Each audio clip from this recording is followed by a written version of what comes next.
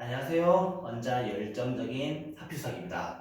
이번엔 광희고등학교 2025년 2학년 1학기 중간고사 문제를 한번 분석해 보도록 하겠습니다. 제가 영상을 찍고 있는 이 시간을 기준으로 해서 시험을 방금 치르고 나온 시험지거든요. 제가 오늘 낮부터 이 광희고등학교 시험지를 너무 깊게 봤습니다. 왜냐면 정말 광희고등학교스럽지 않았기 때문이에요.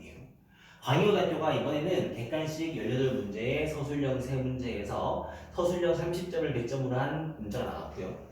난이도를 보시게 되면 상레벨이 무려 5문제, 중간 레벨이 8문제, 하 레벨이 8문제가 출제가 되었어요. 이 상레벨 5문제도 웬만하면 상레벨을 주는 게 아니라 정말 상레벨스러운 문제가 5문제가 나왔어요. 그 5개 중에서 제가 볼 때는 한 3문제 정도는 전교에서 맞은 친구가 거의 없지 않을까 싶을 정도로 되게 깊은 문제가 나왔었고요. 자, 매년 광희고등학교에서 중상 레벨의 문제가 한 전체의 한 40%, 50% 정도를 차지했던 거랑 비교한다면 이번에 난이도가 정말 많이 올랐습니다.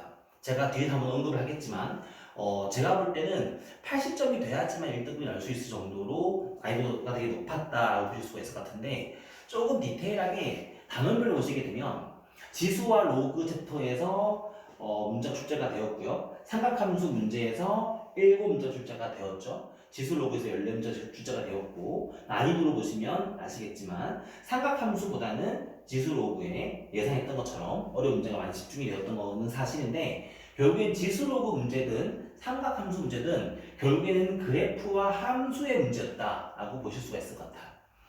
자, 문제를 자세하게 보진 않겠지만 문제를 제가 몇 개를 한번 언급해 보게 되면 일단 객관식 12번 문제를 보시게 되면 제가 문제를 언급하지 않겠지만 이건 거의 수능 특강과 모의고사에서 자주 나오는 문제. 이 문제가 아이들한테는 부담이었겠지만 어려운 공부를 많이 했던 친구들이라고 한다면은 풀 수 있을 것 같은 문제이긴 한데 이게 학교 시험이라는 거에 반한다고 본다면 절대로 쉽게 나오는 문제가 아닙니다.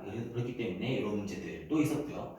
그리고 14번 문제는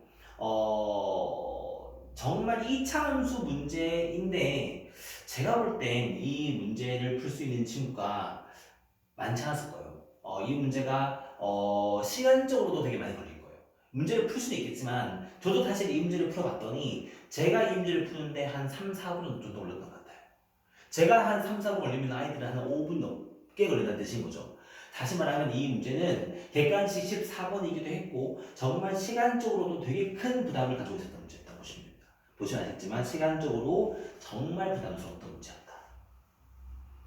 17번 문제를 보시면 역함수 관계를 묻는 문제 플러스 평행 이동했을 때 문제 마지막으로 대칭성 문제. 근데 이 문제는 저희가 고등학교 1학년 문제를 풀 때마다 풀 때도 제가 언급했던 문제긴 한데 도형에서 평행이동을 해도 성질은 바뀌지 않는다가 이 문제의 메인이었어요. 버전만 지수로그 함수였던 것 뿐이죠. 이 문제를 알고 봤을 때는 문제가 되게 쉽게 문제를 풀 수가 있고 두 번째는 직선의 기울기를 이용해서 거리를 구해서 문제를 풀어주는 이것 또한 모의고사 빈출 문제로 정말 많이 나오는 문제인데 문제가 되게 어려웠던 문제라고 보입니다.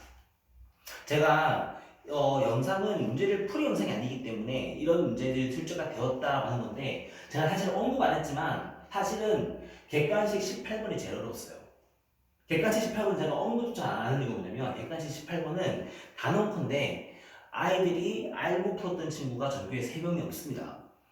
정말 어려운 문제고 그걸 푼 친구들은 그거랑 정말 비슷한 유사 문제를 풀어봤던 친구들. 제가 볼 때는 수능 특강에서 한 2, 3년 전에 나왔던 문제긴 한데 그게 좀 변형이 또 됐어요. 그래서 정말 문제가 어렵게 풀린 문제였던 게 객관식 18번인데 제가 언급조차 안 하는 이유가 뭐냐면 그거 말고도 어려운 문제가 되게 많았던 뜻인 거죠.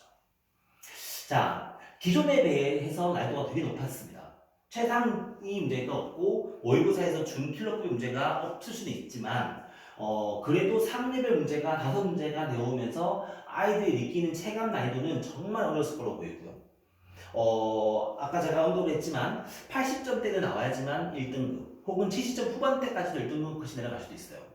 그리고 70점대나 60점 후반대가 돼야지만 2등급대가 나올 수 있을 만큼 상당히 문제가 난해하고 되게 어렵다. 작년까지만 했을 때 모의고사형의 문제를 푼다고 하더라도 준킬러급까지가 아닌 웬만한 4점 정도의 문제를 풀렸어도 아이들한테는 크게 문제가 없었는데 그렇기 때문에 이번 광역고등학교 문제에서 최상위 레벨에 가져간 친구들은 어떤 친구들이냐면은 모의고사 대비까지 꼼꼼하게 하고 있었던 친구들. 자, 실제로 좀 제가 반성을 해봐야 될 게 뭐냐면 광희고등학교에서 내신을 가장 잘 받아가는 친구들은 목표가 수시로 대학가려는 친구들이 대부분입니다. 그렇다 보니까 최저 등급을 맞춰야 되기도 하겠지만 수시 교과로 가려고 하는 친구들한테는 수능 공부를 하지 않는 친구들이 많죠. 이게 광희고등학교의 어쩔 수 없는 한계점이기도 합니다. 근데 그런 친구들한테는 이번 내신이 되게 큰 발목을 잡을 수도 있었던 문제.